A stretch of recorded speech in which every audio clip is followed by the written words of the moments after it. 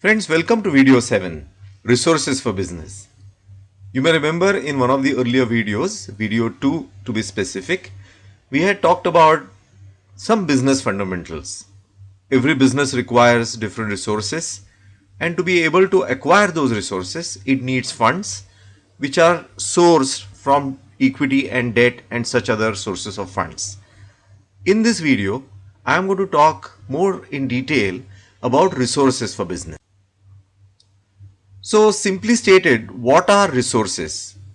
Resources simply mean all those essentials which are required to create and run a business. Sometimes people talk about 5 M's: materials, money, etc. etc.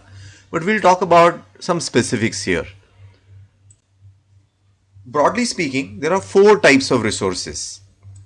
One set of resources are tangible, second set of resources are intangible, third set of resources are services, and fourth set of resources are monetary or financial. We will deal with each one of them in greater detail now. So, what are tangible resources? Simply stated, resources which we can see are tangible. They can be in the form of long-term resources such as infrastructure. You may remember in one of the previous videos, we talked about infrastructure as an important pole of any business. Infrastructure includes factory buildings, office premises, furniture, computers, communication equipment, anything that requires to support the business. On the other hand, we also need short-term resources such as raw materials, packing materials, consumables. Unlike long-term resources, we don't intend to hold short-term resources with us for a long time. On the other hand, we quickly process them and sell them in the form of finished products. Another category of resources is intangible resources. What are the examples of intangible resources? Patents, intellectual property, software, technology of different types, networks that we develop with our own customers and distributors, and even vendors, as well as brands. These are all examples of intangible resources. Third category of resources is services. Different types of service providers engage with the organization. So, for example, employees are also service providers where the nature of contract is long term in nature. It is open ended. Unless both the employer and employee decide to terminate it, it goes on.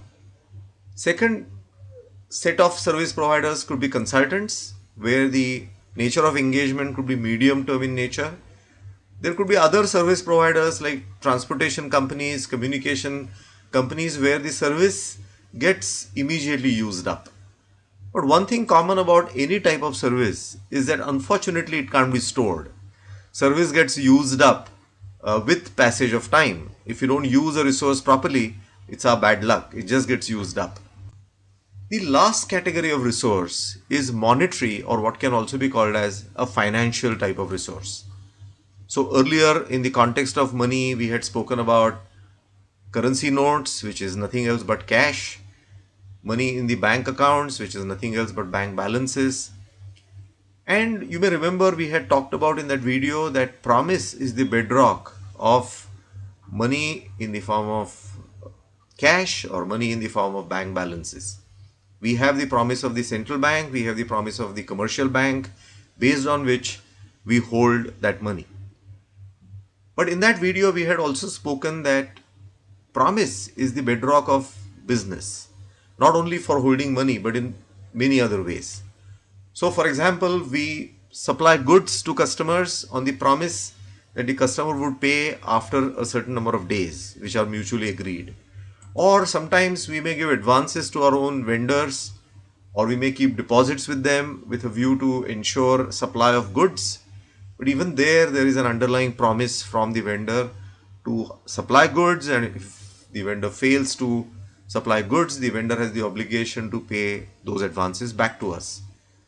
Also, investments that we do, we may put money into bonds, we may put money into equity. Of course, we are going to discuss this in greater detail in later videos.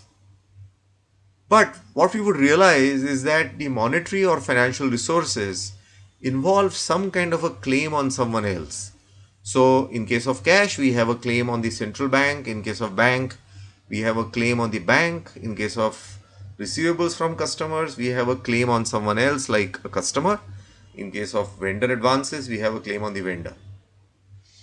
So, whenever we have a claim on someone else, that's a very valuable resource for us too. And as we are going to discuss later on, this resource plays a very important role to be able to acquire other resources, and therefore monetary resource, cash and bank balances are monitored very, very actively by treasuries, by CFOs, for the simple reason that it provides us a medium with which we can acquire other resources. So friends, I hope this video gave you a good overview about resources. I'm also going to create a supplementary video on how resources can be acquired, and I hope you would find that of interest too. I continue to look forward to your participation in videos that are coming up. Don't forget to press subscribe button so that we can be in touch. Thank you.